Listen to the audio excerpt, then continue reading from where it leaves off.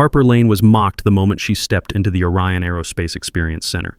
Called a gift shop tourist, sneered at by defense heirs, laughed off as a working-class dreamer who dared to touch their simulators.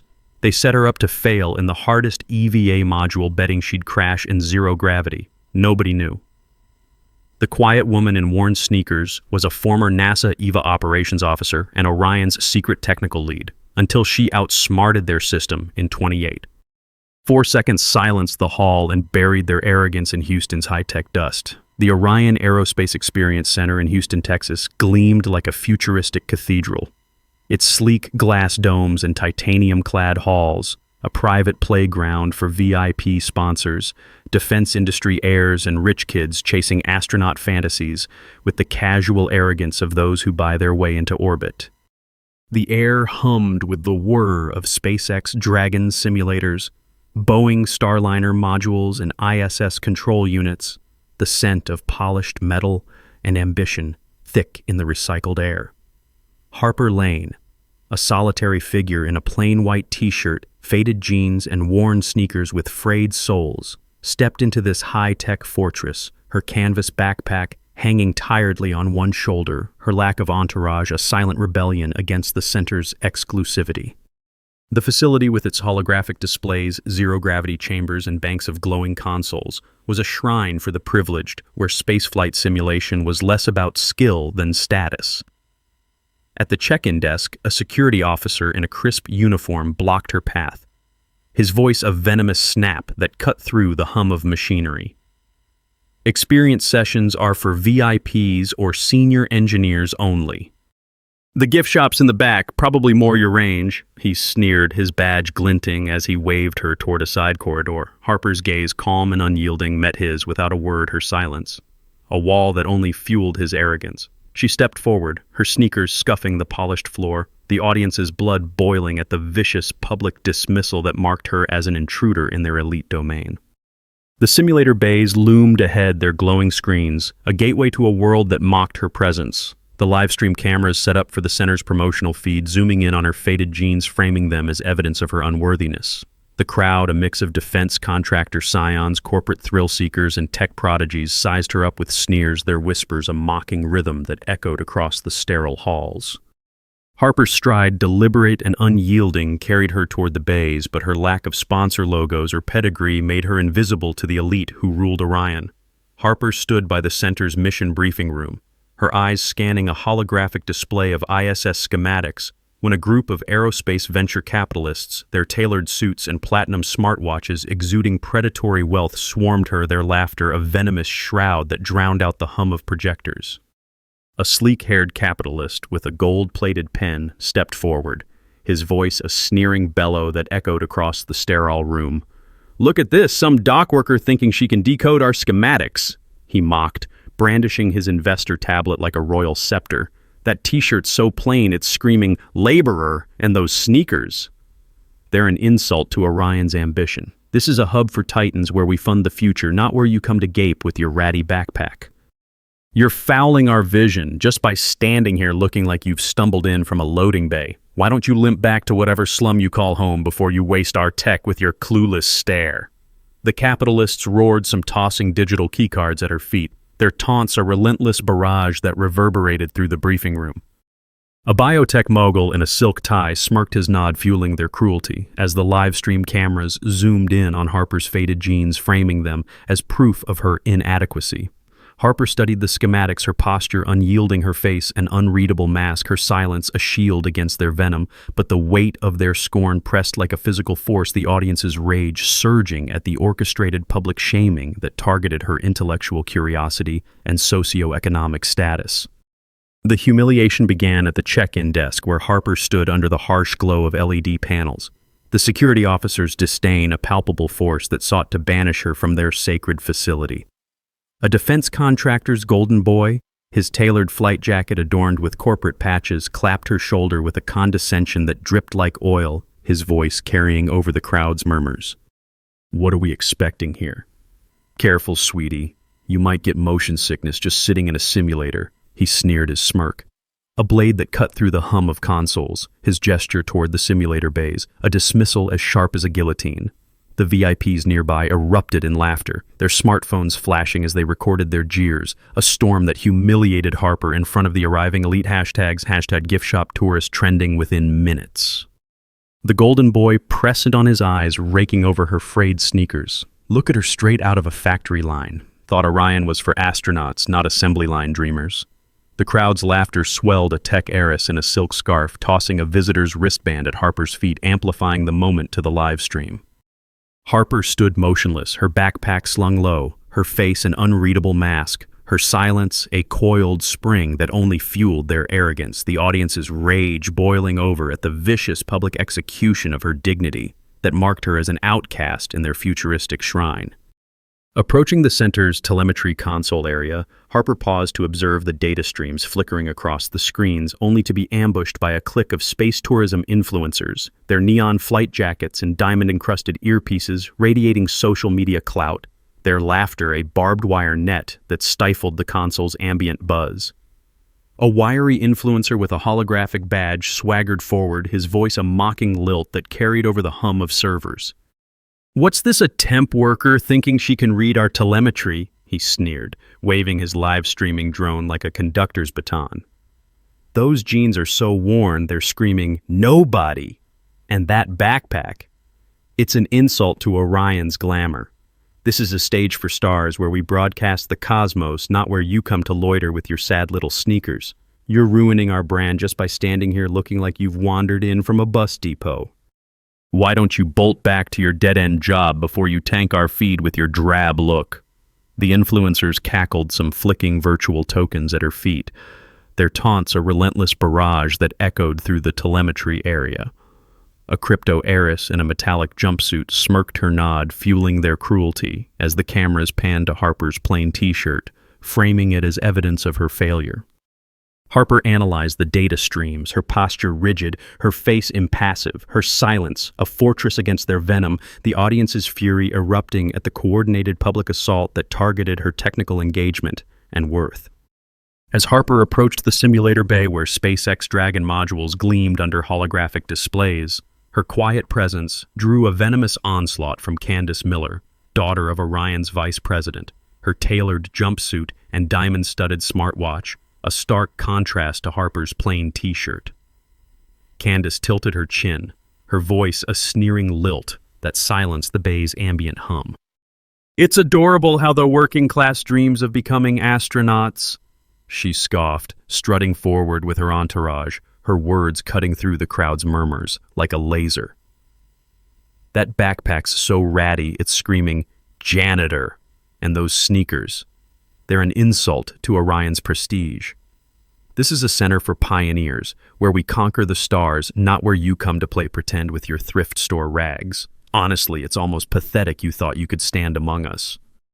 Why don't you scuttle back to whatever warehouse you call home before you embarrass yourself further?" The tech prodigies cackled their cheers, a storm that humiliated Harper in front of the engineers, some tossing used access cards at her feet, their hashtags, #wannabe, astronauts surging. Candace's smirk was a guillotine, her voice a whip that lashed at Harper's ambition, the cameras capturing her faded jeans, framing them as proof of her inadequacy.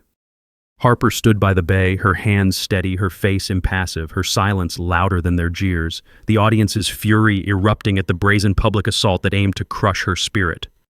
Venturing toward the center's virtual reality training lab, Harper stopped to inspect a VR headset calibration panel, only to be confronted by a group of defense tech consultants, their crisp blazers and encrypted smart glasses exuding military precision, their laughter a venomous storm that drowned out the lab's digital hum. A stern consultant with a silver cufflink stepped forward, his voice a sneering roar that reverberated across the lab's consoles. "Behold a nobody thinking she can fiddle with our VR tech," he mocked, clutching his security tablet like a general's orders. "That t-shirt's so faded it's screaming vagrant. And those sneakers, they're an insult to Orion's precision. This is a lab for strategists where we conquer orbits, not where you come to meddle with your sad little backpack.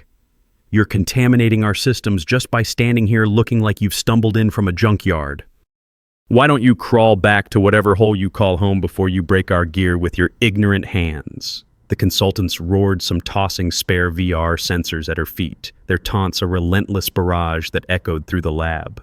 A drone magnate in a tailored vest smirked his nod, fueling their cruelty, as the cameras zoomed in on Harper's frayed soles, framing them as proof of her inadequacy. Harper examined the panel, her posture unyielding, her face a mask of stone, her silence a defiance that went unnoticed. The audience's fury erupting at the coordinated public assault that targeted her technical curiosity and worth. In the observation deck where VIP sponsors preened for the cameras, Harper's presence drew a vicious barrage from a group of aerospace startup founders, their bespoke suits and gold cufflinks exuding entrepreneurial arrogance. A lean founder with a platinum smartwatch stepped forward, his voice a sneering bellow that carried over the crowd's murmurs. "What's this, a factory worker thinking she can ogle our simulators?" he mocked, waving his investor portfolio like a scepter. "That t-shirt's so plain it's screaming nobody. And those jeans? They're an insult to Orion's innovation. This is a center for visionaries where we shape the cosmos, not where you come to gawk with your sad little backpack. You're lowering our standard just by standing here looking like you've wandered in from a scrapyard. Why don't you take your pathetic act back to the ground before you ruin our deck with your ignorant stare?" The sponsors roared their cheers, a tidal wave, some flicking digital access tokens at her feet. Their hashtags has zero gravity. Zero trending alongside #GiftShopTourist. The founder's smirk was a blade, his voice a whip that lashed at Harper's curiosity, the camera zooming in on her frayed sneakers, framing them as evidence of her failure.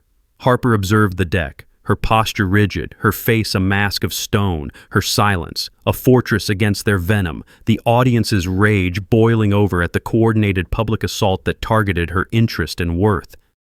Pausing near the center's astronaut gear showcase, Harper studied a display of EVA suits, her eyes tracing the intricate life support systems, when a group of corporate space investors, their silk ties and gold-plated pens radiating financial dominance, closed in their laughter, a venomous wave that silenced the showcase's hum. A grizzled investor, with a ruby-encrusted ring, stepped forward, his voice a sneering bellow that echoed across the glass cases. "Look at this, a drifter thinking she can admire our suits," he mocked, waving his investment prospectus like a royal decree. "Those jeans are so tattered, they're screaming beggar, and that t-shirt, it's an insult to Orion's legacy. This is a showcase for visionaries where we bankroll the stars, not where you come to gape with your sad little sneakers. You're polluting our exhibit just by breathing our air, darling. Why don't you slink back to whatever trailer you call home before you tarnish our suits with your grubby gaze?" The investors roared some tossing promotional pins at her feet, their taunts, a relentless barrage that reverberated through the showcase. A satellite tycoon in a velvet blazer smirked her nod, fueling their cruelty as the camera zoomed in on Harper's canvas backpack, framing it as proof of her failure. Harper studied the suits, her posture rigid, her face impassive, her silence a shield against their venom, the audience's fury erupting at the coordinated public assault that targeted her interest in gear and worth. The organizers, sensing an opportunity for cruel entertainment, orchestrated their pièce de résistance, offering Harper a chance to try the EVA Extravehicular Activity Simulator, the hardest module designed to break even seasoned test pilots with its zero-gravity emulation and multiple system failures. Candace, orchestrating the spectacle, stepped forward with a syrupy tone that hid venom, her voice carrying over the bay's buzz. "Why don't we give her a shot at the EVA module? Let's see the tourist handle that," she sneered, gesturing to the module with a mock bow. "Those sneakers are so worn they're screaming failure. And that t-shirt, it's an insult to Orion's rigor. This is a center for heroes where we master the void, not where you come to stumble with your sad little dreams. You're lucky we're even letting you near a module go back to cleaning floors before you crash our legacy." The crowd roared, their phones raised to film their laughter, a storm that humiliated Harper in front of the engineers' hashtags, our space crash trending alongside #wannabe astronaut. A spectator shouted, "Please film this for me. I want to watch the working class dreamer eat vacuum." The cameras captured Harper's hands adjusting her backpack, her face a mask of stone. Her silence louder than their jeers, the audience's fury erupting at the orchestrated public sabotage that aimed to crush her spirit. Exiting the simulator bay after being mocked, Harper headed toward the center's lounge area to retrieve her water bottle, only to be waylaid by a group of elite aerospace journalists, their press badges and designer notepads exuding intellectual superiority, their laughter a venomous torrent that drowned out the lounge's ambient chatter. A silver-haired journalist with a gold-plated pen stepped forward, his voice a sneering lilt that carried over the clink of coffee cups. "What's this, a reject thinking she can linger in our lounge?" he mocked, waving his press tablet like a scepter. "That backpack's so worn it's screaming, 'Failure!' And those jeans, they're an insult to Orion's prestige. This is a hub for chroniclers where we document legends, not where you come to sulk with your sad little bottle. You're tarnishing our story just by standing here looking like you've wandered in from a scrap heap. Why don't you vanish back to whatever dump you call home before you ruin our coverage with your pathetic presence?" The journalist roared, some tossing crumpled press passes at her feet, their taunts a relentless barrage that echoed through the lounge. A media exec in a silk suit smirked her nod, fueling their cruelty as the camera zoomed in on Harper's plain t-shirt, framing it as proof of her defeat. Harper retrieved her bottle, her movements deliberate, her face a mask of stone, her silence a fortress against their venom, the audience's fury erupting at the coordinated public assault that targeted her brief respite and worth. The humiliation reached its zenith as Harper entered the EVA module, the organizers ensuring her downfall by selecting the hurricane difficulty ISS emergency repairs with a 5-minute window to stabilize a spiraling catastrophe, a scenario no rich kid had survived past 3 minutes. The crowd, sensing blood, erupted in mock applause, Candace shouting, "She'll black out before she even orients." As Harper strapped into the zero-gravity harness, the module's screens flashing warnings of imminent failure. The simulator kicked into gear, its systems programmed to overwhelm with cascading errors, oxygen leaks, thruster malfunctions, and a tumbling station. The observation deck roared with laughter, a sponsor yelling, "She's gonna puke" in 0G as Harper navigated the chaos, the harness jerking under simulated turbulence. The timing screen ticked down mercilessly, the crowd's jeers a tidal wave, their smartphones live streaming the spectacle, hashtags had EVA epic fail surging. The lead engineer leaned into the mic, his voice booming. Back to the gift shop. Missy. The cameras captured Harper's hands gripping the controls, her t-shirt taut with effort, her face impassive. Her silence a coiled spring, the audience's fury erupting at the orchestrated public sabotage that aimed to crush her dream. Harper didn't flinch. She stepped into the module quiet, no bravado, no live streams, just a subtle adjustment of her gloves, muscle memory, not vanity. The timer started and the hurricane scenario unleashed its fury. ISS emergency repairs, a 5-minute window to stabilize a catastrophe. Harper's hands danced across the controls, her movements fluid, her eyes locked on the screens with a focus that silenced the crowd's jeers. In 4 seconds, she completed the mission, so precise, so swift. The simulator's system glitched falsely, reading her success as a system error. A NASA engineer stared at the screen, slack-jawed, his voice trembling. "Impossible. That's ISS Emergency Protocol version 6. It hasn't even been made public yet." The observation deck froze, the crowd's laughter dying, their smartphones lowering their hashtags, hashish, space crash buried under whispers of disbelief. Harper's 28. 4-second triumph in the EVA module left the Orion Center's hall in stunned silence. Her plain t-shirt, now a radiant emblem of her mastery. The simulator bay transformed into a sacred arena where her legend was forged. A veteran astronaut whose ISS missions had inspired generations stepped forward from the VIP stands. His presence a thunderclap that silenced the crowd's gasps, his voice a resonant proclamation that shattered the remnants of Candace's scorn. "Harper Lane, your flawless execution of Protocol 6 is a testament to unmatched skill, a beacon for every astronaut," he declared, his eyes fixed on her frayed sneakers, now symbols of her dominion. "The Astronaut Hall of Fame will induct you as an honorary member for your contributions to spaceflight." The cameras swept across Harper's unflinching gaze, her faded jeans a badge of her victory, her silence a defiant rebuke to the sabotage that had sought to erase her. The audience's satisfaction surged, their rage at the initial cruelty transformed into awe at the astronaut's tribute, each word a lash against the antagonist's pride. Candace Miller, her smartwatch trembling, stood frozen, her corporate empire crumbling as social media erupted with hashtag Orbit Queen, drowning her hashtag wannabe astronaut hashtags. The press, their pens a blur, framed Harper as the silent commander, her intellect a supernova that outshone their betrayal, the air thick with the weight of her triumph and their disgrace. The golden boy who'd mocked her stood trembling, his flight jacket a relic of his failure, his influence erased by Harper's brilliance. The simulator bay framed her victory, each induction a testament to her enduring dignity. The astronauts' pledge to guest lecture at Harper's program sealed the antagonist's humiliation. Their legacy reduced to a footnote, the audience's hearts pounding with pride at her ascent. The truth unfolded like a supernova as Harper Lane's shadow loomed over the center, her name a legend whispered in NASA's halls. She was a former EVA operations officer architect of 3 ISS critical rescue missions, a figure who'd saved lives in orbit but retired for personal reasons, now quietly leading Orion's strategic technical division, unrecognized by the crowd who saw only her worn sneakers.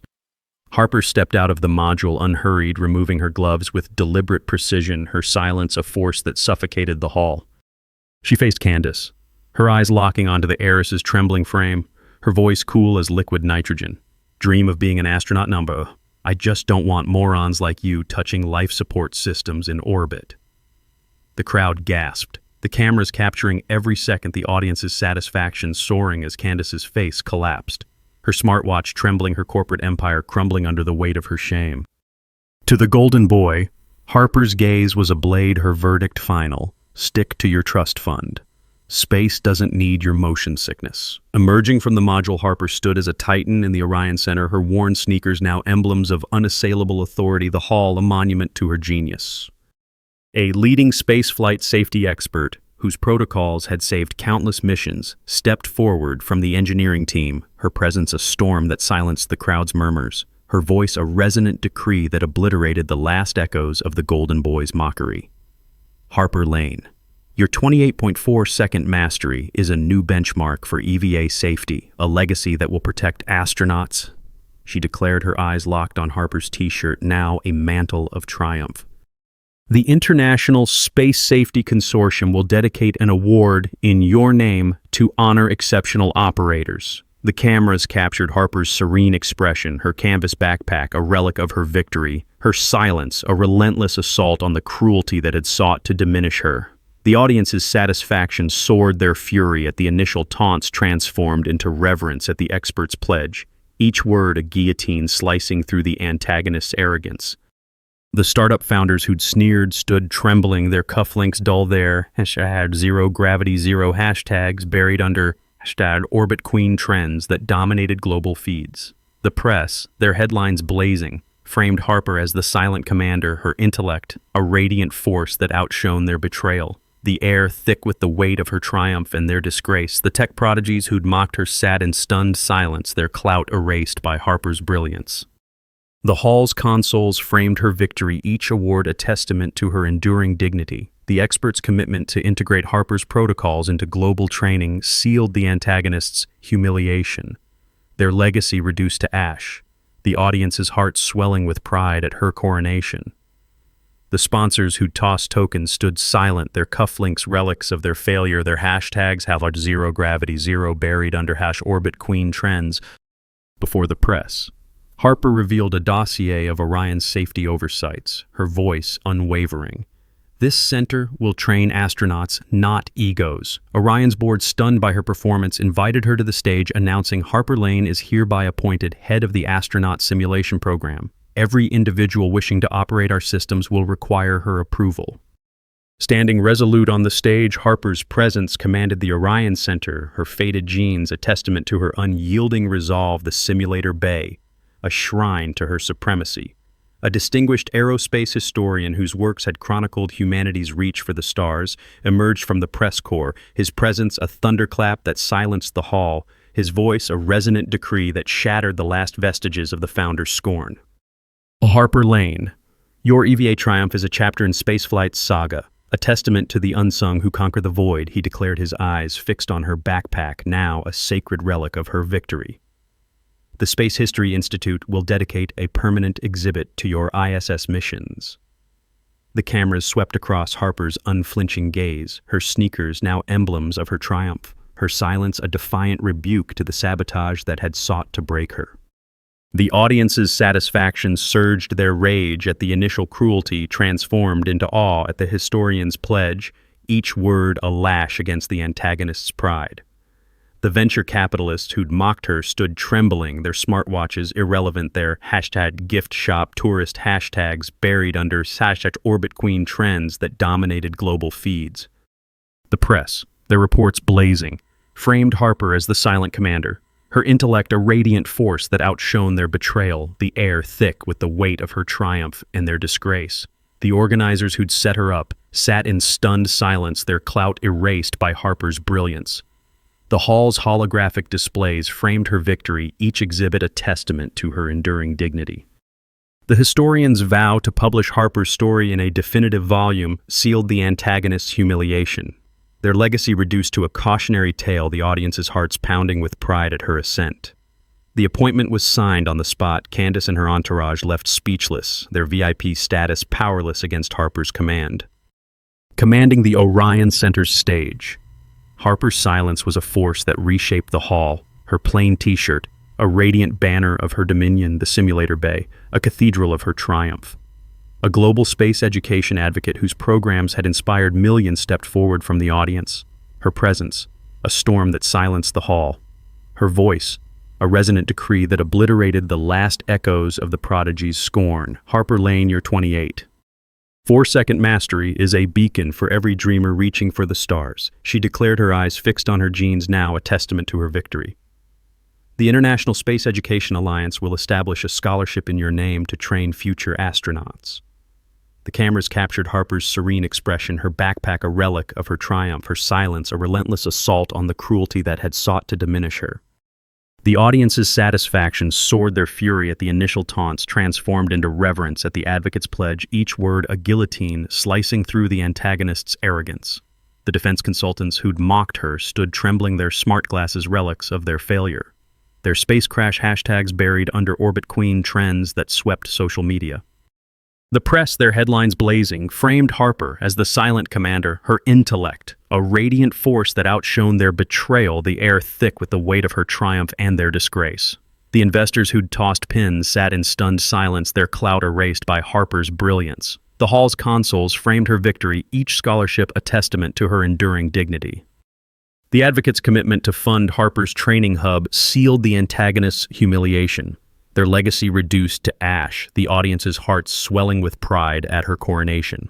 The media erupted their footage of Harper's 28.4-second triumph going viral within hours, the audience's hearts pounding with pride at her surgical vengeance. The fallout was cataclysmic, Orion's culture of elitism shattered under Harper's iron will. She didn't merely reclaim the module, she transformed the center into a merit-based training hub for aspiring astronauts, prioritizing skill over wealth, accessible to those with grit, not bank accounts.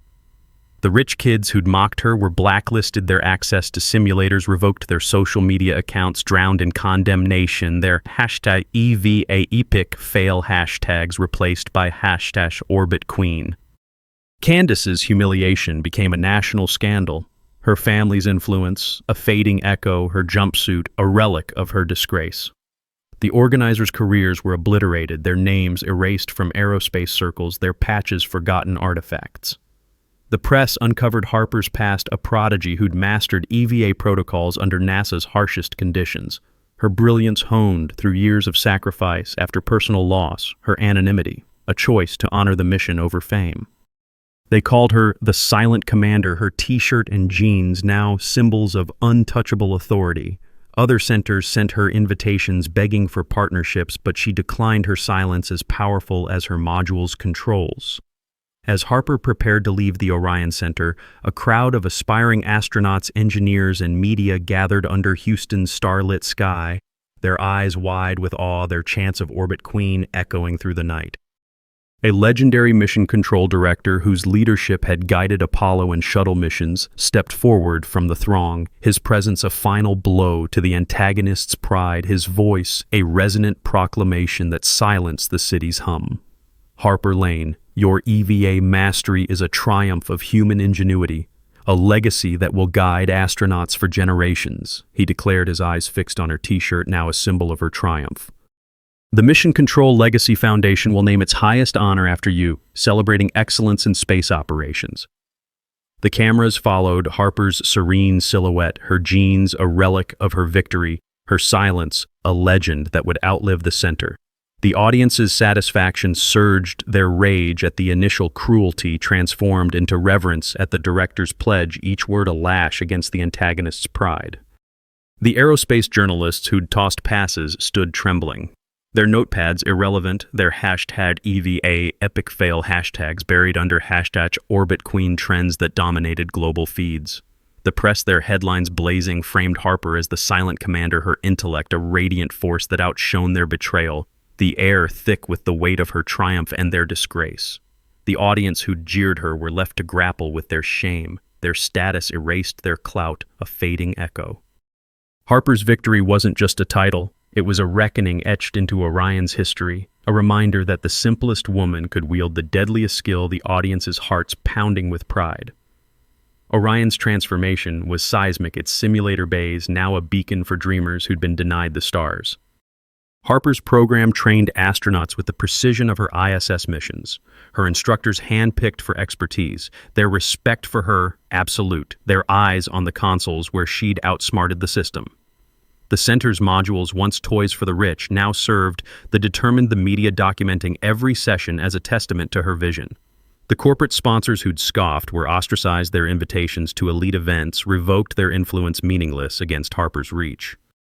The founders who'd mocked her faced a social media storm, their accounts suspended, their clout buried under orbit queen trends. Harper's closing statement, delivered to a global audience, echoed like a thruster's roar. I didn't come here for applause.